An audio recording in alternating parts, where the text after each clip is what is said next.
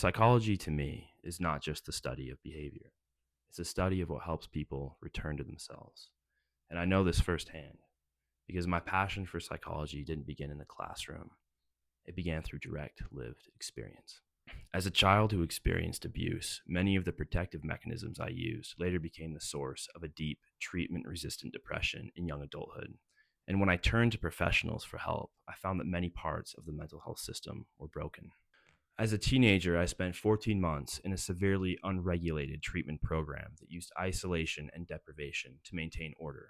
Additionally, the psychiatrist I saw often addressed the symptoms of my depression without addressing the limiting beliefs and feedback loops that sustained them. It wasn't until I was introduced to existential humanistic psychotherapy that things really began to change.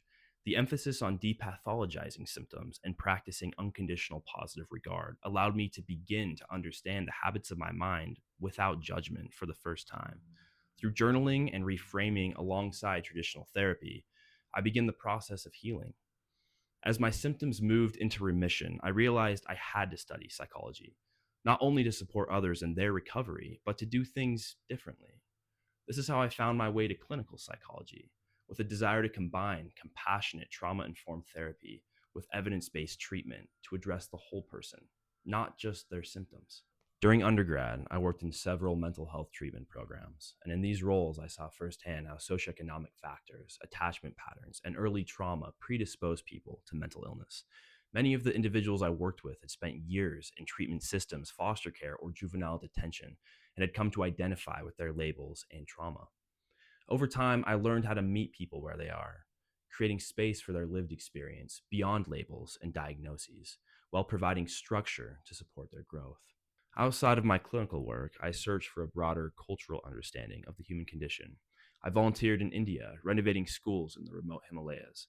I worked with a tribe of Maasai warriors in Tanzania, helping repair their communal buildings.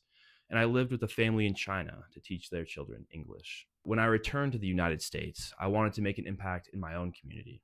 I volunteered with Utah Dene Bakea, an indigenous led nonprofit that fights to protect ancestral lands in the Bears Ears region, and later with indigenous organizations across South America, where oil fields and infrastructure threaten land and tradition. These experiences deepened my understanding of representation, privilege, and the systems that silence cultural identity. They reinforced my belief that effective mental health care must be culturally aware, community oriented, and accessible to all. Through my engagement with the recovery community, my research at the school, and my academic success, I was awarded the 2022 Elite 11 Award, recognizing the top 11 graduates for excellence in academics, community involvement, and campus leadership.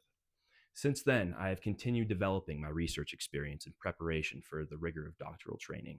In my current role, I work on clinical trials involving novel ultrasonic neuromodulation.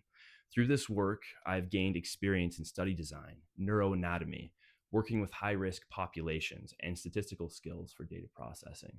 All of these experiences have prepared me for the Impact Fellowship.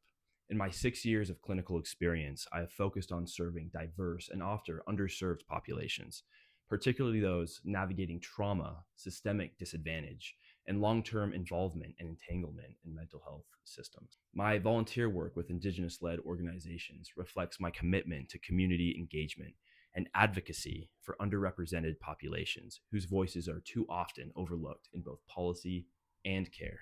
My research experience, including conference presentations, abstract development, data analysis, and publication, have prepared me to contribute to advancing the science of psychology while pursuing doctorate training. Together, these experiences have prepared me not only for academic success, but to contribute meaningfully to the mission of the Impact Fellowship. Ultimately, my professional goal is to open an integrative treatment clinic where depression is treated with a humanistic lens while integrating evidence based approaches such as transcranial magnetic stimulation and vagal nerve stimulation.